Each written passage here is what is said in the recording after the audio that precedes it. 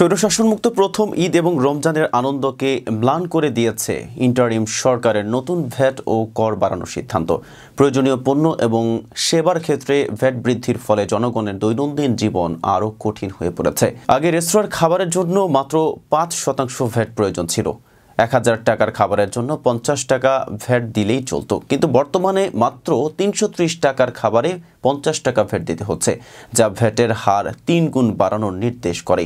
এভাবে রেস্তোরাঁয় খাওয়ার খরচ সাধারণ মানুষের নাগালের বাইরে চলে যাচ্ছে। এদিকে মোবাইল রিচার্জে ৩% ভ্যাট যোগ হওয়ার ফলে ১০০ টাকা রিচার্জ করলেই প্রকৃত ব্যালেন্স থাকে মাত্র ৪৩ টাকা ৭০ পয়সা। ইন্টারনেট ব্যবহারের ক্ষেত্রেও ১০% কর বাড়ানো হয়েছে, যা সাধারণ ব্যবহারকারীদের জন্য একটি বড় ধাক্কা। রোগীদের জন্য প্রয়োজনীয় ফল যেমন কমলা, আঙ্গুর, আপেল, ডালিম এবং ফলের রসে কর চার্জ ২০% থেকে বাড়িয়ে ৩০% করা হয়েছে। বাদামের ক্ষেত্রে কর ১৫% বাড়িয়ে ৪৫% করা হয়েছে। স্বাস্থ্যকর খাবার নাগালের বাইরে চলে যাচ্ছে, যা জনস্বাস্থ্যের জন্য উদ্বেগজনক।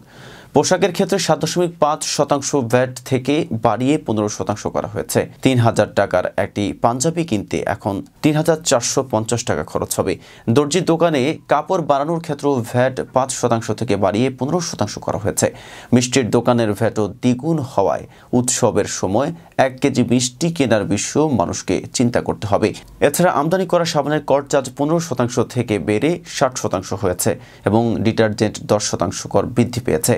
স্থানীয় ঔষধ ব্যবসায়ীদের জন্য ভ্যাট ২.৪% থেকে বাড়িয়ে ৩% করা হয়েছে। যদিও এটি আপাত দৃষ্টিতে সামান্য বৃদ্ধি, তবে এটি জনগণের জন্য একটি চাপ হয়ে দাঁড়িয়েছে। বিস্কুট, জুস, কেক, সস এবং আচার সহ বিভিন্ন পণ্যে ১৫ থেকে ৩০% সম্পূরক শুল্ক এবং ১৫% ভ্যাট আরোপ করা হয়েছে। এ কারণেই সাধারণ ভোক্তাদের দৈনন্দিন ব্যয় বেড়েছে। এই ভ্যাট বাড়ানোর পেছনে অন্যতম কারণ সরকারের অপ্রয়োজনীয় প্রকল্প এবং দুর্নীতি। জনগণের দাবি ছিল কর কমানো, সংস্কার, কিন্তু বাস্তবে দেখা যাচ্ছে করের বোঝা আরও বেড়ে গেছে। মোবাইল, ফল, ঔষধ এবং অন্যান্য নিত্য প্রয়োজনীয় জিনিসে ভ্যাট বৃদ্ধির ফলে সাধারণ মানুষের জীবনযাত্রা কঠিন হয়ে পড়েছে। কর ভ্যাট বৃদ্ধি জনগণের উপর নতুন বোঝা চাপিয়ে দিয়েছে। জনগণের প্রয়োজনকে উপেক্ষা করে গৃহীত এই নীতিমালা দেশের অর্থনৈতিক পরিস্থিতিকে আরও সংকটময় করে তুলবে। স্বৈরাচার মুক্ত হলেও রাষ্ট্র এখনও জনগণের রাষ্ট্র হয়ে ওঠেনি। জনগণের আশা ছিল কর কমানো, সংস্কার, কিন্তু তা বাস্তবায়িত হয়নি। এখন সময় এসেছে অপ্রয়োজনীয় প্রকল্প পরিহার করে জনগণের স্বার্থে কর নীতি পুনর্বিবেচনা করার। এতক্ষণ সাথে ছিলাম মেহেদি হাসান। ফেস দ্য পিপলের সাথে থাকার জন্য ধন্যবাদ।